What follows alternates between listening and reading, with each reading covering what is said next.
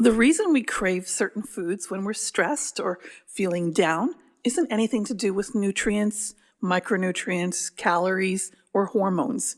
It's about experience. It's about energy. It's about your psyche. And it's about the morsels you choose to bring into your life. Nature makes no mistakes, and your symptoms are no exception. Welcome to Mind Over Symptom, where we uncover the deeper pattern. I'm delighted to talk with you today about something that touches us all every single day, the connections between food and well-being, and the reasons we gravitate towards certain foods when we're feeling down or stressed. There's a lot more to our food choices than meets the tongue. Conventional wisdom likes to put food into boxes labeled good or bad. Every decade has its new trend in diet wisdom, a trend that promises a one-size-fits-all solution, often backed by industry interests. At the moment, the secret ills of fatty liver and the special fasting routines to counteract that seem to be the biggest one. I don't know, I don't pay tons of attention. But nutrition is far more personal and psychologically nuanced than we've been led to believe. The perfect diet for one person, more often than not, won't work for another. In fact, the perfect diet for you today may not work for you tomorrow or next week. So when I want to talk with you about why comfort food heals, I've actually got a definition I have to deal with before I can even begin, because comfort food, which implies a food that helps us resolve painful feelings, emotions, or symptoms, it's really just another type of diet, isn't it? That means comfort food for one person isn't necessarily comfort food for the next. And comfort food for you today might stress you out tomorrow or next week. That's certainly been my experience with, for example, potato chips. They're my comfort food and have been for many years. And when I was trying some kind of a diet a few years ago, I think it was a variation of a ketogenic diet from Tim Ferriss, the 4-hour work week guy. On my cheat day, I just went gangbusters and absolutely pigged out on potato chips. But now I get really uncomfortable indigestion whenever I eat more than just a handful of chips. The issue of what makes food good or bad, comforting or pain-inducing, has little to do with the food itself and everything to do with what's happening in our psyches as we acquire and ingest that food.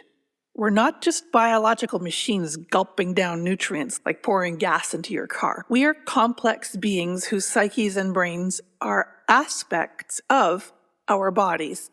Or we could think of our bodies and brains as aspects of our psyche, which is actually a more useful way to look at this. Eating isn't merely a mechanical act of stuffing morsels into the old gullet, absorbing energy and pooping out waste. The choices and actions of eating are an experience that nourishes or bothers us deep in our psyches, because eating is a karman action. It's a movement of our consciousness. And so with every meal, we are evolving, or we're resisting evolving, which is a biological conflict, which ultimately leads to even more evolution. One way or another, evolution is happening while we eat. When people who don't know much about the Germanic New Medicine hear a little bit about what I do, the first thing they want to talk about is food. They tell me what they eat. They say what's good and what's bad and how they're trying to be better. It's strange how when we're trying to become more knowledgeable about health, the first thing we do is we start worrying about every molecule that we swallow. We look for comfort in food, but we're told comfort food is bad for us. I noticed that Make America Healthy Again is mostly about food and those horrible, toxic, no good, very bad seed oils, which as far as I knew were okay until a couple of years ago. And I actually took a few nutrition courses in university, so you'd think I would have heard of all the ills of this, but I was in university 30 years ago, so maybe that's why. Anyway, as authoritative as someone might sound, people are still confused. We don't know what's right to eat and what's wrong. We worry about it constantly. We've got labels like junk food. But what is junk food? It's a meaningless idea unless you first define food itself. There are a million diets, I'm sure. Low-fat, plant-based, keto, paleo, carnivore. Those are just some of the ones going on right now. I probably missed a bunch because I don't care anymore. I used to faithfully follow the blood type diet, and I was quite a snob about it.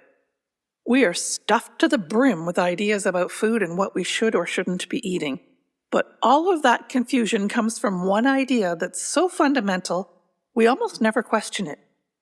The idea is that we are what we eat, and that idea is wrong. We use food. We're not made of it. That single assumption that we are built out of morsels is the same mechanistic idea that both conventional and alternative medicine are built on. And once you accept that idea, everything else follows. If we're made of what we eat, then food must control us. And if food controls us, then we have to control food if we want to be in charge of ourselves. And that's how you get a million diets. That's how you get endless rules, ratios, and contradictions. And it goes even deeper than that, because this same mechanistic paradigm tells us something else. It tells us that stress is the root of most of our health problems, which is a victim statement, and it casts us as the victim, and stress or shocks as the villain. And once you have a villain, you need a rescuer. If stress is the villain and I am the victim, then comfort food becomes the rescuer. But how do these rescuers really comfort us? Let's talk about what happens biologically when you put morsels in your gullet. Imagine our ancient animal ancestor, a simple ring-formed creature, a living donut bobbing in the sea. It's a sort of living jelly donut.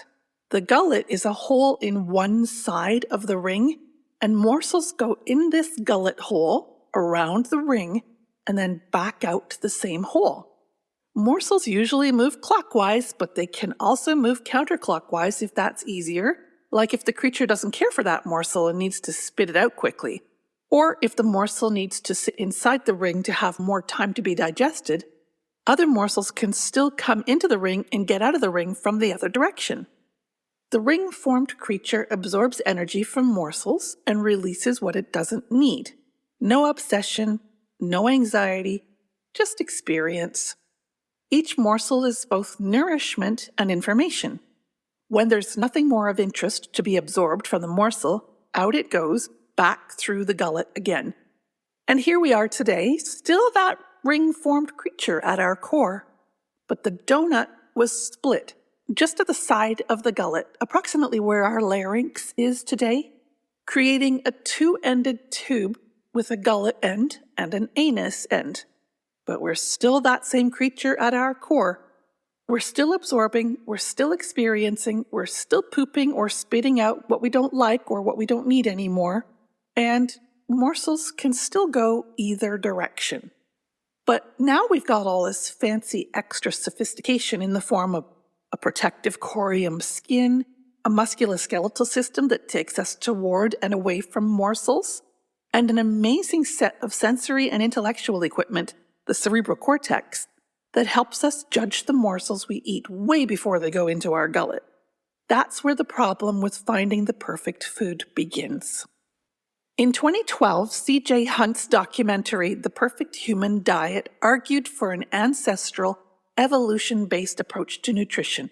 And that's kind of what I'm trying to get at today. 4 years later, in 2016, Professor Eran Segal presented a very different answer in his TEDx Rupin talk, which was called, "What is the best diet for humans?"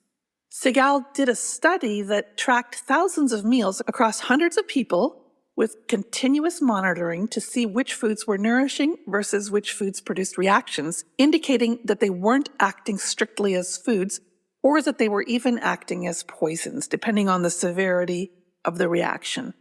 The idea was, over a sample size of 50,000 meals, the team could finally find what exactly was the perfect human diet. And the result was a total shock to everyone, because there are no foods that are universally good or bad. Different people reacted differently to everything. For some, ice cream was food and brown rice was bad for them. For others, the reverse. In fact, No two people had the same best diet. They couldn't even find foods that were mostly good for most people and mostly bad for most people. If we are what we eat, how is it possible for two humans with completely different diets and eating habits to have any connection with one another? And what exactly is comfort food? Let's simplify. We are not what we eat. We originate what we are from our consciousness, and we absorb and emit energy. The best food for you doesn't depend on the food, it depends on you. What matters is you, and in particular, your psyche, your individuality. Let's go back to our ancient ring-formed ancestor, Granny Doughnut. That creature focused on energy. She absorbed what nourished, she released what didn't nourish or what no longer nourished, and then she moved on. So what constitutes nourishment? Nourishment happens as much in the psyche as anywhere else. I would argue nourishment happens mostly in the psyche. When a food morsel goes into your gullet, the sugars are instantly accessible to your blood and therefore your brain. But other than that, the first nourishment that happens is the taste and feel of the food. Do you like it or not? Is it familiar or delightfully unique? Does it bring up good memories or bad? Are you forcing yourself to put this in your mouth because you need to fix your body? Or because your mother won't let you go outside and play until you consume this? Did you have to fight for this morsel? That's the first big hit of nourishment you get from your food. And, except for the sugar energy, most of the nourishment is happening in your psyche. It's your experience of the food. Then the morsel goes down your gullet, down your throat, and you continue to extract nutrients from it as it goes through the tube. But you also continue to experience the morsel. And the experience of the morsel continues to provide the most nourishment for your psyche. The morsel that you swallow is mashed and churned and broken down by acid until it has little resemblance to what you put in your mouth in the first place. By the time it gets past your liver, pancreas, and gallbladder, it's no longer ice cream or brown rice. It's a liquid with a chemical signature, and your psyche, brain, and body experience that too. As we know from the Germanische Heilkunde, when we suffer digestive problems, weight problems, blood sugar problems, and other symptoms that conventional medicine blames on diet, what we're actually experiencing is special biological programs. Special biological programs always begin with a biological conflict, but that biological conflict does not take place in the mouth, stomach, or intestines. It takes place in the psyche. Yes, we can suffer poisoning and malnutrition. We can put things in our gullets that shouldn't be eaten. I had pica as a child, and I sometimes ate matches and other things that weren't food. But that wasn't a special biological program. That was a biological program because I had nutritional shortages, nutritional problems. But why put alcohol in our bodies? It tastes gross and gives us nothing that we need nutritionally. Why smoke cigarettes? Why ingest anything that's known to be bad for us? Why eat until we feel like we're going to burst? That's bulimia constellation, by the way. All of that is because of what's happening in our psyche. It's because of our special biological programs. We are craving experiences. The perfect diet for you is the one that helps you to feel good about yourself, feel good about others, and feel good about life.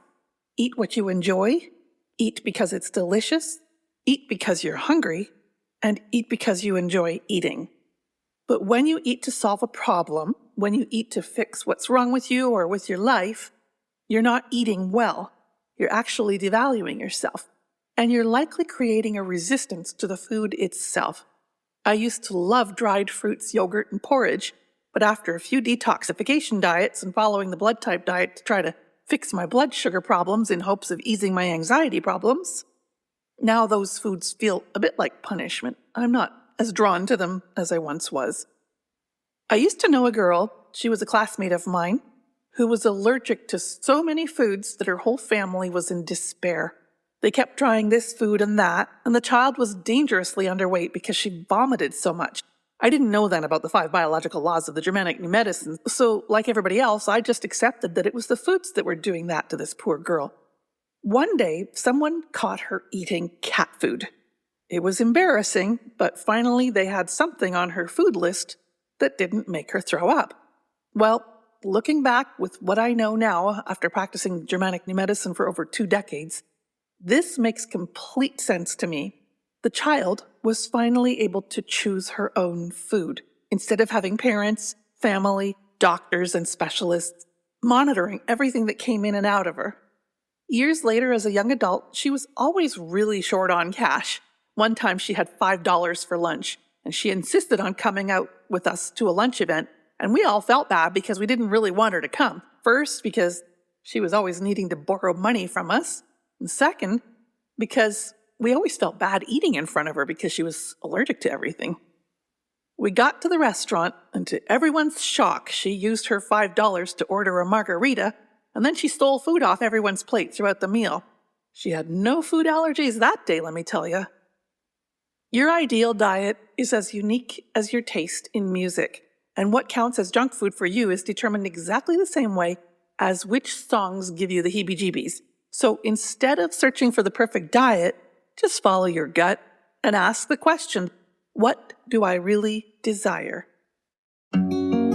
This has been Mind Over Symptom with Lishwi Springford, where symptoms are not the enemy and you are your own authority. For more, visit mindtreehealth.co.